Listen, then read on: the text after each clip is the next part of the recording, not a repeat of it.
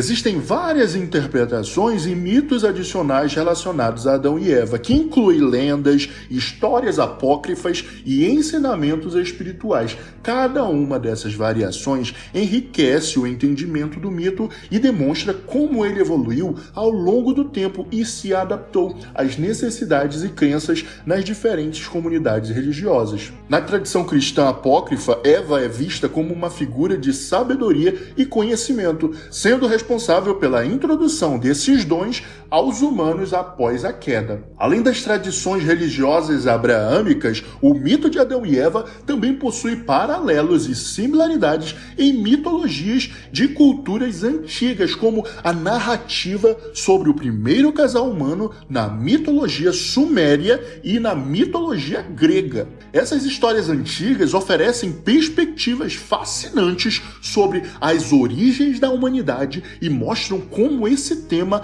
essencial tem sido uma fonte inesgotável de reflexão para as civilizações ao longo dos milênios. Outro mito clássico que sempre está rodeando a história de Adão e Eva é a de Lilith, uma figura lendária com origens na mitologia judaica, na tradição babilônica e em algumas correntes do folclore e mitologia popular. Ela é frequentemente mencionada como uma figura feminina misteriosa e sobrenatural, associada à noite e a criaturas demoníacas. Sua história é envolta em lendas e interpretações diversas ao longo dos séculos. Na tradição judaica, Lilith é considerada a primeira mulher criada por Deus antes mesmo de Eva, a primeira mulher de Adão. Segundo algumas versões, Lilith foi criada a partir da mesma argila que Adão, tornando-se assim sua igual e não sua submissa. Devido a esse fato, ela se recusou a ser submissa a Adão, o que gerou um conflito entre eles. Lilith deixou o Jardim do Éden por vontade própria, desafiando a ordem divina e buscando sua independência. Outras tradições associam Lilith a entidades demoníacas, descrevendo-a como uma criatura noturna e perigosa. Nessas lendas, é retratada como uma sedutora que tenta homens, especialmente à noite, trazendo-lhes sonhos eróticos e causando perturbações. Existem várias versões sobre o destino de Lilith após a saída do Éden. Alguns contos dizem que ela se tornou uma espécie de demônio ou criatura noturna, habitando lugares desolados e perigosos. Em outra narrativa, Lilith se tornou a esposa do demônio Samael e passou a comandar legiões de demônios ao seu lado. Ao longo dos séculos, Lilith se tornou uma figura popular na cultura, aparecendo em obras literárias, obras de arte e até mesmo em filmes e séries.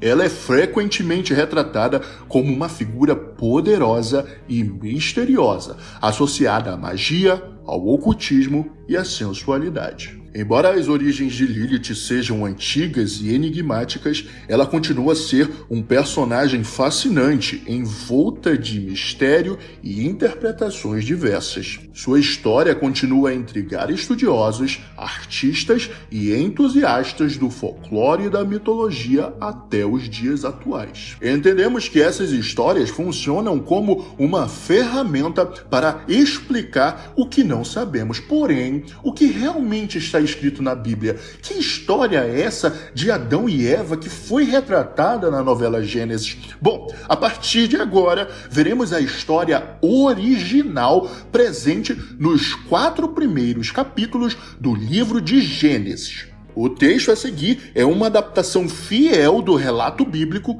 e começa mais ou menos assim.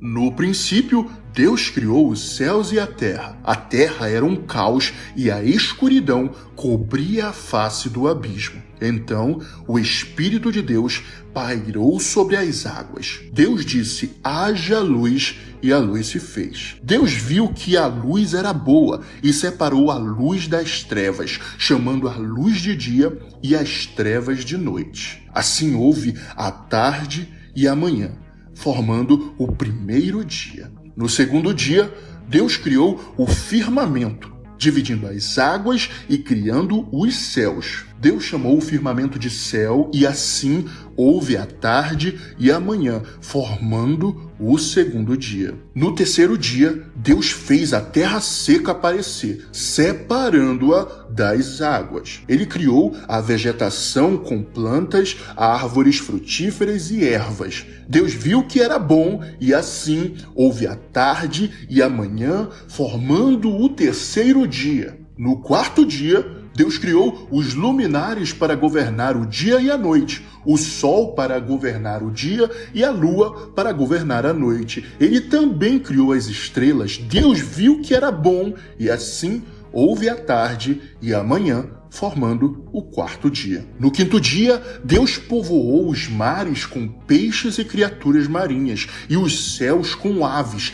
Ele os abençoou e disse: sede fecundos e multiplicai-vos. E assim houve a tarde e a manhã, formando o quinto dia. No sexto dia, Deus criou os animais terrestres, cada um segundo sua espécie. Em seguida, Deus formou o homem do pó da terra e soprou em suas narinas o fôlego da vida, e o homem se tornou um ser vivente. Deus o colocou no jardim do Éden, onde havia todas as árvores frutíferas, incluindo a árvore da vida e a árvore do conhecimento do bem e do mal. Deus disse ao homem: podes comer livremente de todas as árvores do jardim, mas da árvore do conhecimento do bem e do mal não deves comer, pois no dia em que delas comeres, certamente morrerá. Apesar da abundância do jardim, o homem estava sozinho, e Deus decidiu criar uma auxiliadora adequada para ele. Enquanto o homem estava sozinho no jardim,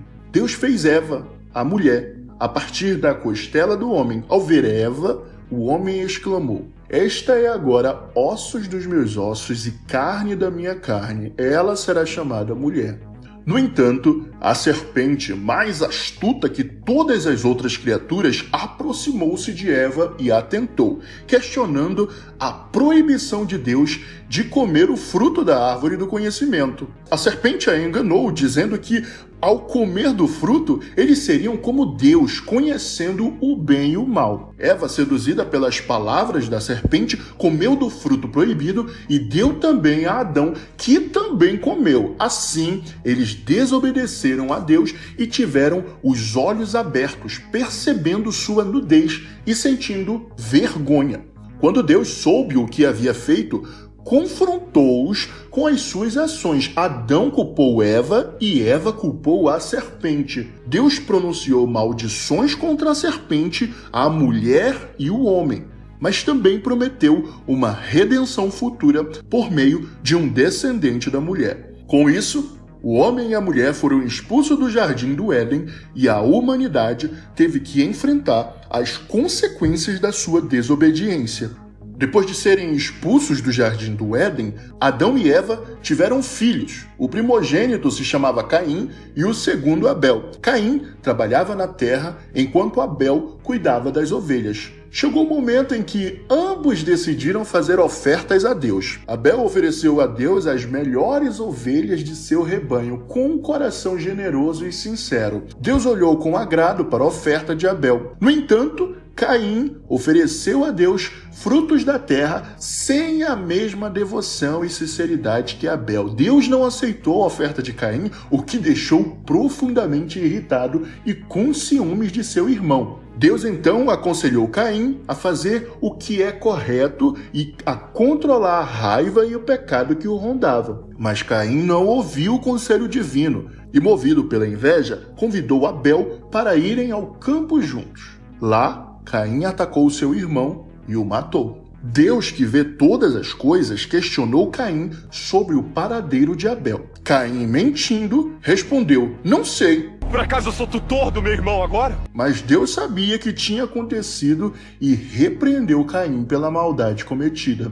Diante da punição divina, Caim se tornou um fugitivo na terra. Ele se sentiu amaldiçoado e temeu que outros o matassem. No entanto, Deus marcou Caim com um sinal de proteção para que ninguém o ferisse. Caim partiu em direção à terra de Nod, onde construiu uma cidade e se estabeleceu.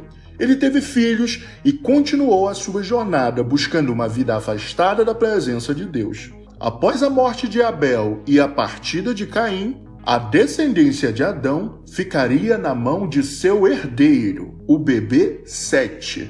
Assim, a história de Caim, Abel, Adão e Eva no livro de Gênesis é uma narrativa sobre a disputa entre o bem e o mal, a inveja e as maldades humanas, bem como as consequências dos atos impensados e a importância de buscar a justiça e o perdão divino. Nos tempos ancestrais, uma antiga tribo conhecida como os Hebreus emergiu em meio às águas áridas do Oriente Médio. Ao longo dos séculos, a história dos hebreus continua a ser cercada por mistérios. Profetas surgem para prever eventos futuros e advertir sobre o afastamento do caminho divino. Reis sábios e líderes poderosos moldam seu destino e a promessa de um Messias misterioso é transmitida através das gerações. A história dos hebreus é uma saga de mistérios, revelações divinas e desafios sobre-humanos, deixando-nos com perguntas sem respostas e questões intrigantes. Seus relatos milenares ecoam através das páginas da Bíblia, convidando-os a desvendar os segredos e mistérios que cercam essa antiga tribo e sua conexão com um destino maior. E assim, enquanto a história de Adão e Eva encontra seu desfecho, somos instigados a prosseguir em busca de outros enigmas fascinantes que a Bíblia ainda esconde. O que mais estará à nossa espera?